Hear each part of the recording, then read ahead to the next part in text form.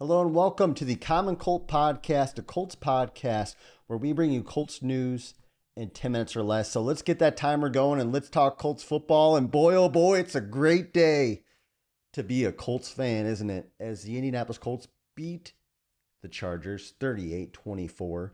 And if you're not familiar with our show, we do one-word reactions. And my one word is crickets. There's a lot of haters online. I've seen it on professional podcasts, even the Kelsey Brother podcast, where Jason Kelsey was saying the Colts haven't beat anybody. I've seen it on social media, Twitter, miscellaneous fans talking about how the Colts, even some Colts fans saying the Colts haven't beat anybody, despite the win over Denver, despite the strong quality wins over teams that didn't have great records, but just strong performances.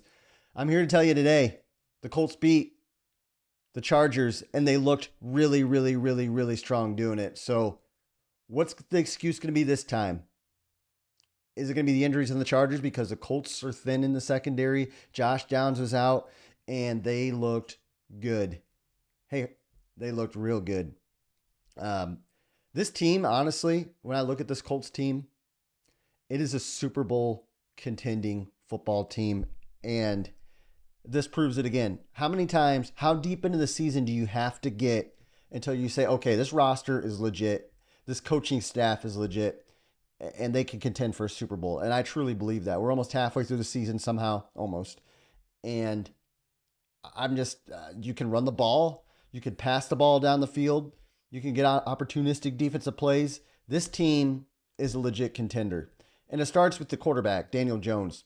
23 of 34 today, 288 yards passing, 2 touchdowns, no turnovers, extended plays when he had to, rolled around. I think there's a fumbled snap early in the game, and he picked it up. He had dodged a rusher and fell forward, got within a yard, and they went for it, and they were just aggressive, constantly aggressive. And I'll talk about that later, but Daniel Jones was accurate, took his checkdowns, intermediate, on time, in rhythm, outside comeback routes, tough NFL level throws. Of course, a shot play to Pierce before half was nice, before half. But these comebacks and an outside edge pass, like Daniel Jones isn't just a check down Charlie kind of guy. He is making tough, difficult throws game in and game out, quarter in and quarter out. And he's keeping defenses honest, and I'm so impressed with Daniel Jones. Again, an A- performance. I mean, I was so impressed by Daniel Jones today. The offense as a whole, strong performance. Jones, obviously. Taylor, 16 carries, 94 yards, 5.9 yards per carry, and 3 rushing touchdowns for Jonathan Taylor. What a performance by him. He is an MVP level candidate at running back. I doubt he gets it just because of the nature of the league, but what a game by Taylor again. He looks like, what was it, 2020 when Carson Wentz was on the Colts and he looked like the best back in the league. He had a good season last season in limited time. And I think people kind of forgot about him around the league because he kind of got lost in the translation of how bad the Colts were. But man, he is fun to watch. And it just goes to show people are kind of against paying running backs. I'm all for it, man. If you're a good team, now if you're a bad team, I don't think you should pay a running back. But if you're a good team and you got a guy who can score 2-3 times a game and make explosive plays, and he's touching the ball 20 times a game, why not pay him? Because this is what an elite running back can do for you.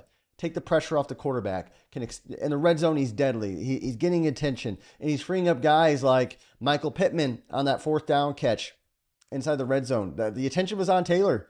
What a play. Everybody, it just has a role on the roster. Alec Pierce, 5 catches, 98 yards. Big play, Pierce. Tyler Warren, 4 catches, 69 yards, a touchdown. Pittman, obviously, the keeping the sticks moving. They did not miss downs too much at all today, honestly. I mean, I thought the offense looked... I think Gold in the game quite a bit. I was expecting to see a little more of Mitchell.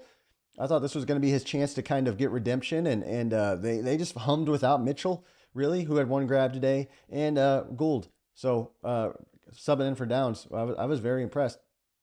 Defensively, good first half. I think they kind of gassed out in the second half. Herbert threw 55 passes, 420 yards, 3 touchdowns, but 2 interceptions.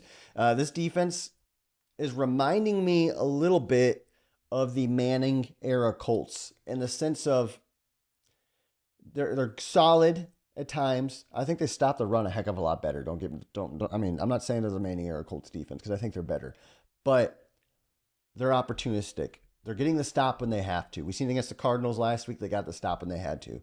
We seen it this week against Herbert. They got the stop when they had to. They're creating turnovers at opportunistic times. How many times in the Manning era did we see Freeney or Mathis come off that edge and cause a fumble, or Bob Sanders? Here we are again now. Buckner getting the big sack late in games. Nick Cross creating turnovers inside the red zone. The defense let up a lot of yards, but 24 points today to the Chargers when you're thin in the secondary. I'm going to call that a win defensively. That's a B performance in my opinion. The Chargers could not get the run game going. 2.2 yards per carry for the running back. What a game. What a game defensively. And it goes back to the coaching, right? We talked about Shane Steichen, who I thought this season was kind of a big year for him because his rookie year as a head coach, I thought he performed well with Gardner Minshew. Last year, I thought he took a step back in terms of just his coaching, his play calling, their situational readiness. This year, he's stepped up creative play calling, fourth down aggression in play calling. Even just end of half situations with Jones. I've seen teams do this so many times. They get up and they spike the ball and there's 15 seconds left. And that gives the other team a chance to maybe get it, pop a kick return or something. And they're coached well enough to just get the spike down and go into the half and make that the last play. I mean, they are situationally sound. They're prepared. They're coming out of games sharp. How crucial is it that the Colts score fast in games with this offense, Daniel Jones in this running game, and they get the ball early? And remember, how many years in a row was it underneath Pagano and Frank Reich where slow starts and the Colts get down early and we're hoping for a 2-minute drill type of offense the whole game because we can't get things going? That's not this team. We're shot out of a cannon every game. I mean, that starts with coaching. And I got to give it to Shane Steichen. I got to give it to Lou on the defensive side of the ball. They are coming out sharp. So hats off to the coaching. Game ball, Jonathan Taylor. He's going to get a game ball. Anytime you score 3 touchdowns in a game, you're going to get a game ball. Daniel Jones, he's going to get a game ball, in my opinion, if I'm in the locker room and they're like, hey, Josh, we want you to come out and we want you to toss the game ball. I got a couple of these things. Taylor's getting one. Indiana Jones is getting one. I'm going to give one to Shane Steichen, too, because I feel like this team is so well prepared this game. In a game where so many people were talking about this is the game where the Colts are exposed, and they come out emotionally ready to go, shot out of a cannon. So head coach is getting a game ball too. I'm just very impressed. This game puts the Colts on the map. A lot of people have been noticing and watching from afar, but this is the game that puts the Indianapolis Colts on the map. From, okay, this team's fun to watch, or this is a cute Cinderella story, to, okay, the Colts are legit Super Bowl contenders. Anytime you can put up 38 points on a Jim Harbaugh team and control the game from start to finish in a game for battling for the AFC's number 1 seed, that puts you on the map. So looking forward or looking ahead, we got a home date against the Titans. I think we're favored in that game. I mean, you look at our next couple games. Titans, I think the Colts are favored in that one. Steelers, you go into Pittsburgh, that'll be a tough one. That's Rodgers. He'll be ready to rock and roll. That'll be a tough one. Falcons, home. Oh, no, that's not even home. It's a home game for the Colts, but it's out of the country. 9:30 a.m. kickoff there against the Falcons. So that'll be an interesting game. That makes it almost more of a coin flip, in my opinion. But over the next 3 games, if the Colts take care of business against the Titans first, do what they should do, that Steelers game will be a big one, in my opinion. So it's one game at a time right now. I'm optimistic when I look at these 3 games. I'm optimistic in this team. Why wouldn't I be right now? They're clicking at all cylinders. If we can just find a way, I guess the long-term outlook is if we can find a way to stay healthy and get healthy at that secondary. I don't know if we're going to have to make a trade. I know they had kind of freed up some cap space. So something's going to have to happen there. I don't know what, because that's probably my biggest concern on this team right now. That and the kicking position. I know Badgley missed an extra point today. So overall, Colts fans, I'm optimistic. I'm charged up. The Colts, another win and just a fun game to watch. If you guys are interested, Don't forget to subscribe to this channel. Comment your one word. Let me know who your game ball is going to. Thanks again so much for watching, and have a great day.